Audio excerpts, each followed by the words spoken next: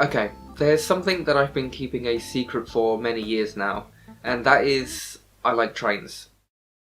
Just imagine a train going across the screen there.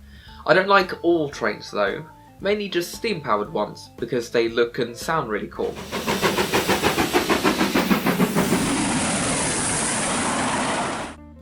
I don't like all steam trains though, mainly the ones that I've seen in person or grown up with from watching Thomas.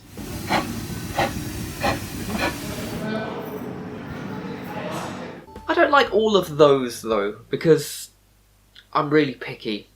It's been a long-running joke now that I famously hate Hunslet Austerity saddle tanks, so today I thought I'd address that and explain why. It's a first world problem, but it does allow me to shed some light on the current situation for many heritage railways across the UK and Europe, so a problem worth discussing, I think. Let me first explain why I would never invite one to a party, but then actually feel bad because they're just trying their best to fit in. This is a bucket. Dear God. There's more. No. Okay, to start with, and this is extremely judgmental, don't cancel me, but they're just not the most elegant looking machines. Even if you know nothing about trains, you can take one look at this and go, wow, that is an ugly looking steam engine. And I say that with justification, because there's an engine that looks similar at the Spa Valley Railway, which is literally called ugly. What a way to label how they already feel. These engines feel just a bit disproportional. The saddle tank sits right across the smoke box, the coal bunker extends just a little bit beyond the frames, the tiny wheels are really close together, and overall it's not what you'd call a sleek design. There are reasons why it appears this way, and I will address all of those soon. I can feel the enraged comments being typed out already, but we're just getting started. I would describe these engines as absolute units. They're a bit of a brute, compared to other similar designs like Manning Wardle's or Andrew Barclay's, which often have a little bit more finesse with their design. The large empty surfaces don't lend themselves well to intricate lining, so often austerity liveries are a little bit plain. Oh, it's my first time seeing an austerity, bro. You haven't seen one? They're horrible. Not that bad. This leads me on to my second point, which is austerities are just a little bit boring. As far as their history goes, they were built in 1943 to help with the big war that was going on, hence the name austerity. And they were being produced right up until 1964 for industries such as collieries or steelworks. Mostly they were relegated within the internal rail systems of those industries, and almost exclusively working with freight.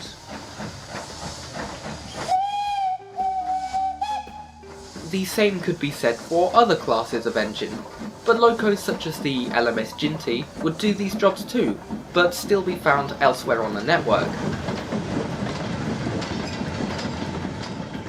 Austerities did have subtle design differences between them, with things like extra ladders or different chimneys, but overall the visual differences were very minimal. Why you lie? The last point in my opinion that really doesn't matter is that austerities don't fit in very well.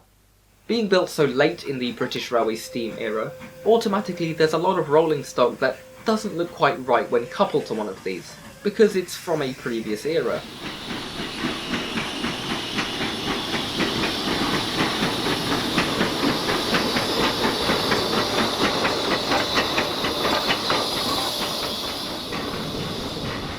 If you're looking for that accurate, period representation of an austerity in the present day, you're unlikely to find it unless it's covered in soot and rust, slogging away with a rake of trucks, a mountain of coal forming the backdrop. More realistically, you're likely to find one in pristine condition, a rake of BR Mark 1s behind it, and a gift shop or electric car charging station forming the backdrop. To put this all into context, if I turned up to a heritage railway and they were running an austerity and an Ivet 2MT, my preference would be the 2MT, even though they were built at a similar time and almost always wear BR black. But that is purely my preference, and in the grand scheme of things, that doesn't really matter. I've said a lot of harsh and unkind things about what is really just a heap of metal. So now let me defend the very thing that I sought to make a video of. Everything I've said so far is really the opinion of young and naive me. We don't really talk about them. And since then I've learnt to remove the plank from my eye. Austerities are not the prettiest looking things, but there are a lot of engines that I think are far worse. They are just a common example. Yes, they don't wear the fancy colours and intricate lining that older engines received, but there is still some variation, and industrial liveries weren't very pretty, but they were never really meant to be. Instead, they can pull off some pretty crazy paint schemes that you would never see a mainline engine wear. They are big and bulky, but that is down to the jobs they were built to do.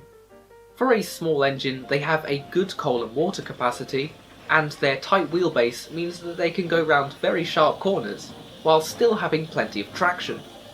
What we haven't discussed is how loco crews find them, which I can only imagine is by turning up to the engine sheds.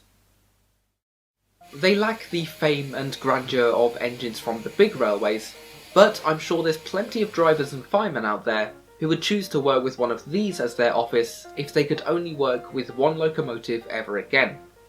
The cab is spacious, the controls basic, oiling and maintenance made as easy as possible, and there's still plenty of power behind to pull any train. Austerities are a bit boring when compared to something like a Terrier, obviously, but they were never built for entertainment. Instead, their story is one from the backbone of Britain, keeping heavy freight moving in the most brutal of settings. They are the Bic biro pen of railways. They have absolutely no sentimental value. They will get the job done with no fuss, and they're easily disposable when they're no longer needed. I mentioned that they would mostly be kept within the confines of their company's yards, but they were actually much more far-flung than that. Deriving from Hunslet's less fun-sounding 50550 class, they became the default shunting locomotive for the War Department, and from there they went to work not only the length and breadth of the UK, but into Europe and North Africa as well. They would still be a less common sight on a passenger train, apart from places like the Longmoor Military Railway, but their efforts do largely go uncelebrated whilst the bigger names in railway history claim the limelight. Austerities don't often pull authentic trains on preserved railways, based on how they worked in their past careers anyway, but they are still genuine steam engines, a class with over 80 years of history. To any train nerd, they may be a bit generic, but to any average passenger, they are still a steam engine. They evoke all the sights, smells and sounds that make a steam engine appealing in the first place, and they're very economical in doing it.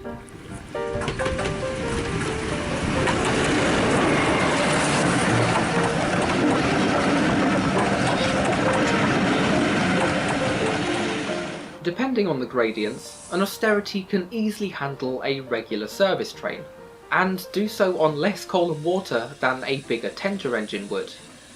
They are easy to maintain, and as there's so many of them preserved, there is no short supply in spare parts for them. I'd call them boring just because of how many of the things there are still around. 485 were built across those 2 decades, and 70 are still preserved across Europe today. Having so many still knocking about means that there's the potential to be less sparing with them, and instead use them as a basis for kit bashing. Many Austerities have been rebuilt to fictional forms, often to portray fictional characters. One non-fictional example is Iron Duke, the broad gauge engine owned by the National Railway Museum, which actually owns a standard gauge Austerity boiler. It just further proves the usefulness of having an off-the-shelf design like this with so many examples still around. Number 2890 was used for experiments even in British Railways days, and in preservation it was rebuilt into a tender engine to become Douglas. The look has been improved over time, but it is a great what-if loco idea actually becoming a reality.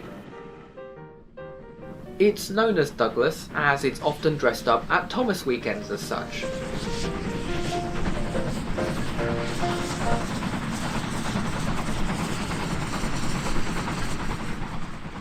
On that theme, the Mid-Hants Railway rebuilt one with side tanks to become Dave.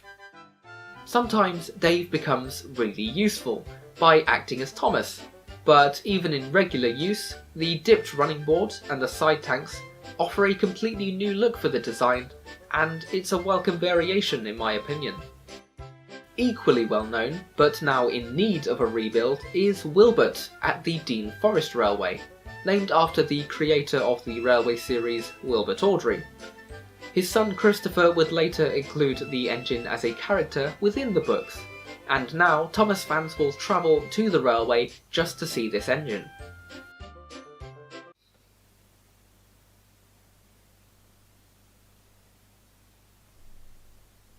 For the bigger heritage railways, which have more fun and distinct locomotives to choose from, yes, an Austerity is less likely to be the star of the show at a gala. But for the smaller heritage groups, this is the ideal starter pack engine to help keep them on the map. Offering any steam service is an achievement, so to do so with an engine that's economical to run can be vital. Particularly in the current economical struggle, where prices of coal have quadrupled and there is a fight for survival for many heritage centres, a working Austerity can still live up to its name. Indeed, at the end of British Railways steam, it is Evening Star that is celebrated as the last locomotive built. But in 1964, it was actually an Austerity that claimed that title. They were used right up until the 1980s, and like a cockroach, they seem to be able to survive in the most harsh climates.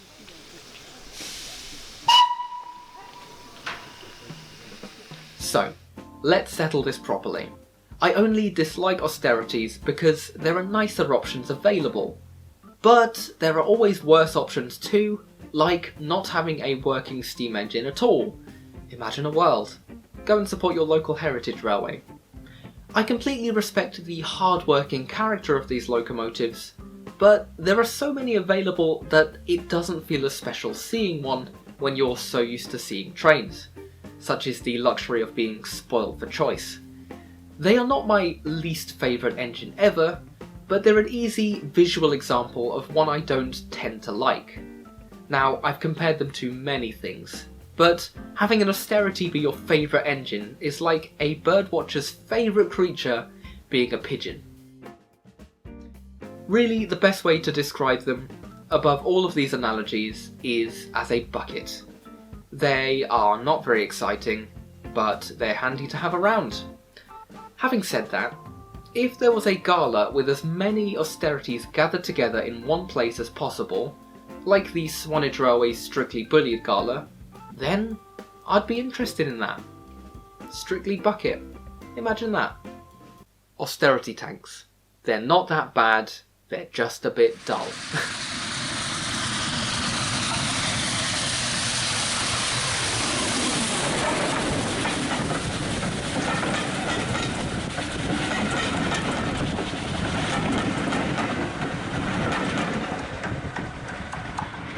Bloody hell, that was powerful, isn't it? Now, I need to ask, what do you think? Have I been unnecessarily harsh about these poor engines, or do you feel the same way? Or do you not really care because there are bigger problems in life? Well, let me know your thoughts in the comments. I am ready to be proven wrong. I'm on Patreon for all the extra stuff from the channel, and subscribe if you've enjoyed the last few minutes. And go and visit your local heritage railway, or support them online, and then tell me what your favourite or least favourite engines are in the comments. Thanks for watching.